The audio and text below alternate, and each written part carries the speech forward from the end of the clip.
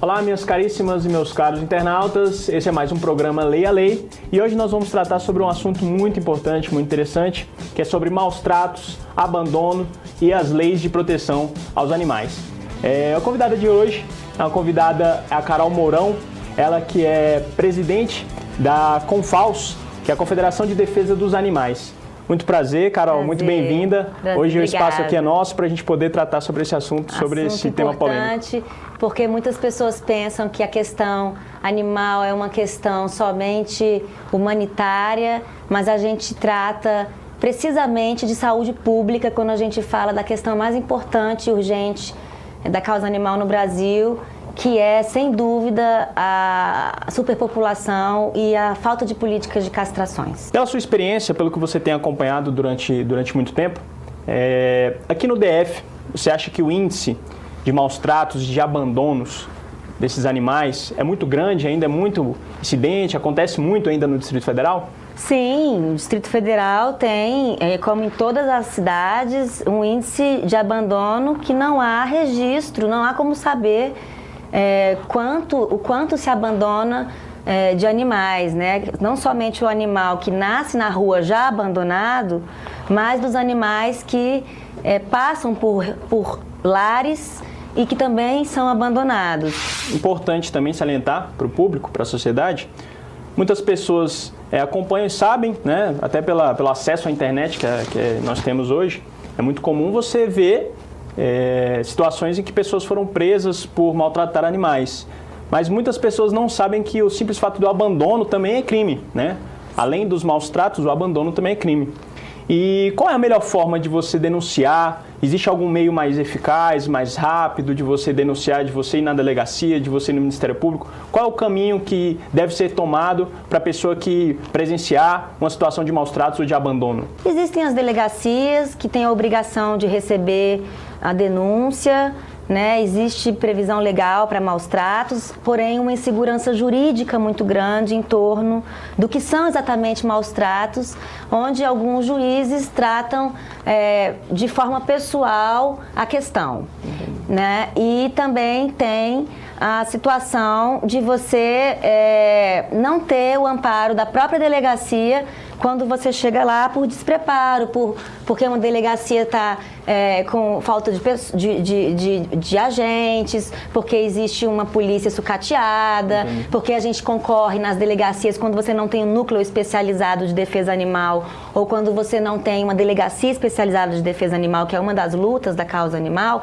você tem que concorrer com homicídio, estupro, a sua ocorrência perde a importância apesar da gravidade. A questão de maus tratos no Brasil é uma epidemia de crueldade. Quando você visita países em desenvolvimento ou desenvolvidos, você vê a diferença que é o olhar para esses animais. Então é uma epidemia de maus tratos, onde muitos maus tratos são considerados normais, correntes são maus tratos, privação de sol, lugar úmido o tempo todo. E com relação ao abandono, não.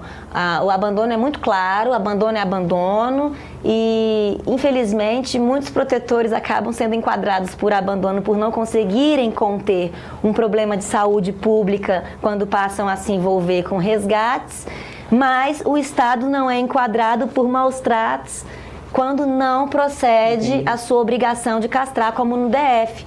No DF, o governo é obrigado a castrar e chipar os animais há 2 anos e prevarica em não cumprir a própria lei. Você acha que um departamento específico de polícia ou uma delegacia especializada para os animais ajudaria essa situação? Claro, no DF a gente tem o apoio da Polícia Civil, especificamente o Dr. Eric, quero fazer o meu agradecimento pessoal, ele sempre me recebe, o Dr. Ivan da Delegacia de Meio Ambiente, sempre me atende quando pode, inclusive em situações de greve, não deixam de me atender excepcionalmente. Então, assim, apesar de toda a boa vontade da Polícia Civil, ela está desestruturada, por exemplo, no DF, e ela não pode nos dar hoje uma delegacia especializada, não porque não tem um prédio que possa ser ocupado ou um espaço para isso, mas porque não tem contingente. Entendi, não tem o déficit de Brasília de efetivo é me parece que de 7 policiais para 1.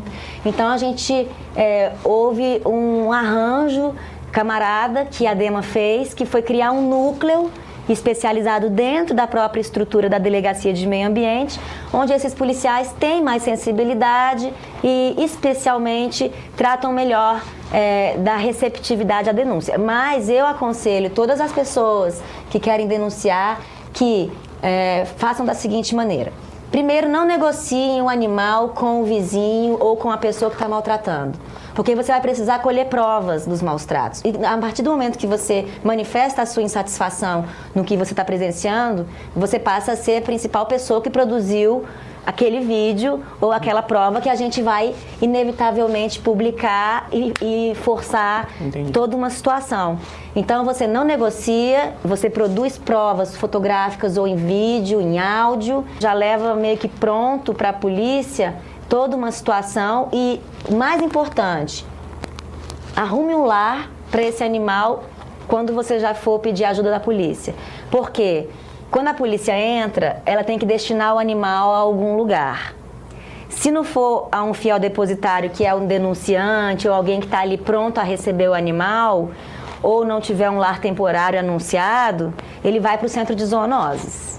E no centro de zoonoses, todos sabem em Brasília, eu vou repetir, até hoje os animais são eutanasiados, apesar do governo negar, até hoje os animais são eutanasiados para controle populacional.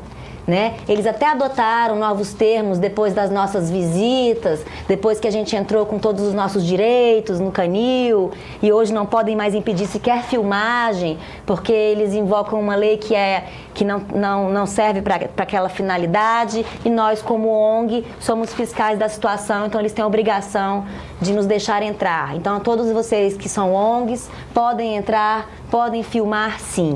Muito interessante você ter citado essa questão da castração, porque, salvo engano, em 2014 foi feito o castramóvel, mas eu não vi efetividade. Até hoje eu acompanhei e pelo que eu estudei a respeito do assunto, eu não vi efetividade nenhuma do castramóvel.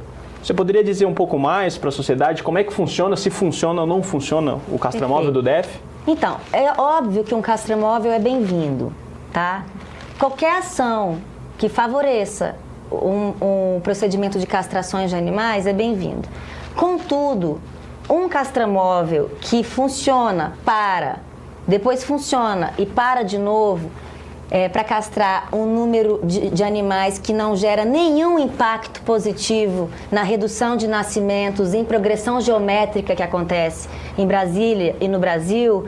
Então, esse castramóvel é um cala-boca que foi dado aos protetores de animais pelo IBRAM e pelo governo, por esforço inclusive do IBRAM com a UNB, não vem nem deste governo, nem de governo algum, castramóvel, nem governo algum pode capitalizar com ele, apesar dele ter feito um trabalho ineficaz. Paralelo a esse assunto do castramóvel, uma coisa também que me chamou muita atenção foi o Hospital Público Veterinário, Perfeito. Que foi gasto aproximadamente 3,5 milhões para construir o hospital público.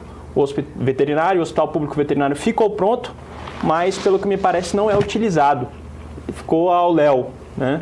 Eu queria saber como que funciona, se não vai funcionar, se tem previsão de funcionamento. Primeira coisa, não é mito.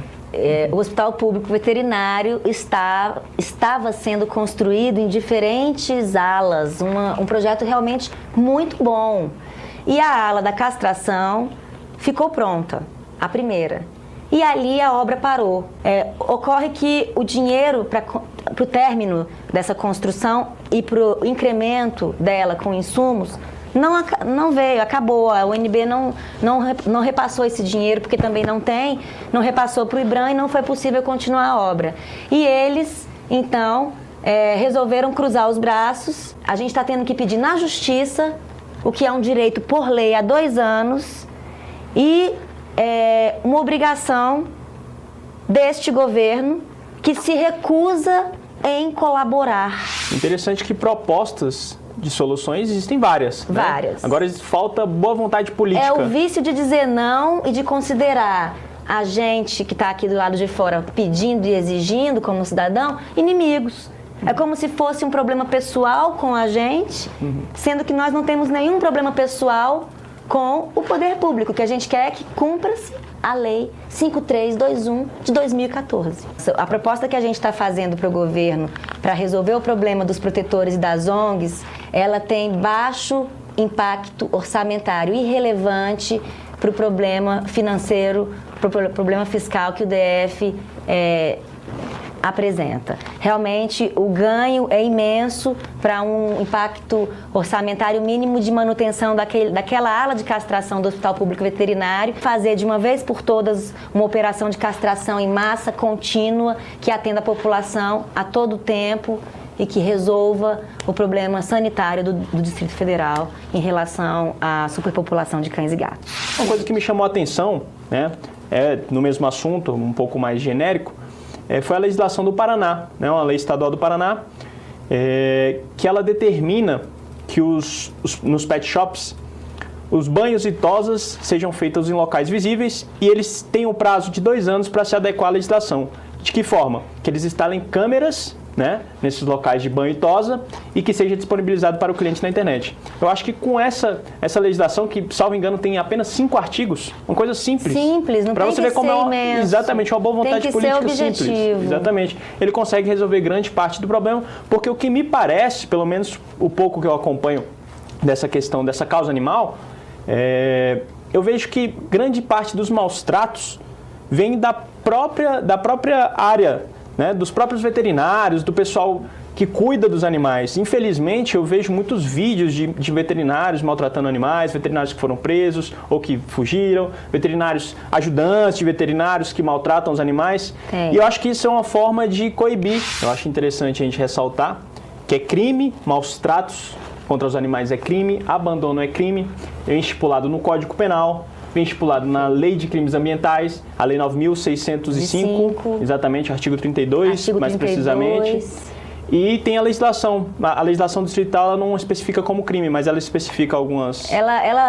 O Código Sanitário do DF, que é a Lei 5321 de 2014, é praticamente um código de defesa animal. Entendi. Então, ele obriga a castração, ele obriga a chipagem, ele obriga uma série de obrigações ao dono, né? Ele salienta todas essas questões importantes que cercam a sociedade do que ela precisa saber para não cometer o crime de maus tratos e de abandono. Entendi. O DF tem sua própria lei. Na alteração do Código Penal que tivemos, a última, houve essa questão de aumentar a pena, né? Parece que houve uma questão de aumentar a pena, mas não foi também resolver o problema, porque foi meio para maquiar.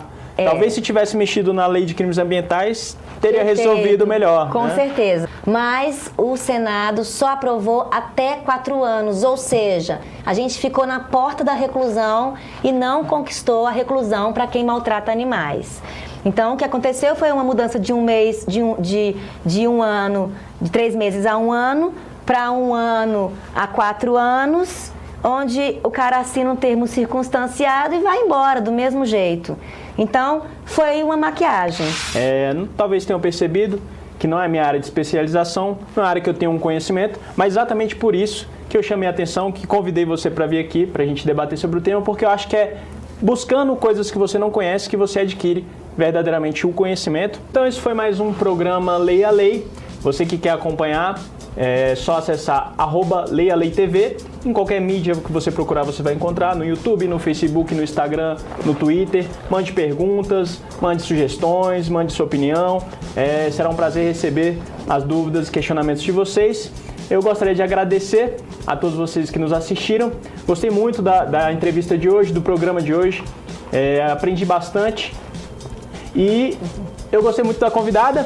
Obrigada. Que fala o que pensa, não tem meias palavras, assim como eu gosto. Eu gosto muito de ser bem sincero, às vezes me chamam de polêmico, né? E pra você que acha ruim as pessoas que falam o que pensam, me perdoem. Qualquer coisa me processem. Qualquer coisa a gente tá aí. É verdade. Com CEP e endereço. Perfeito. Muito obrigado. Obrigada. Até o próximo programa.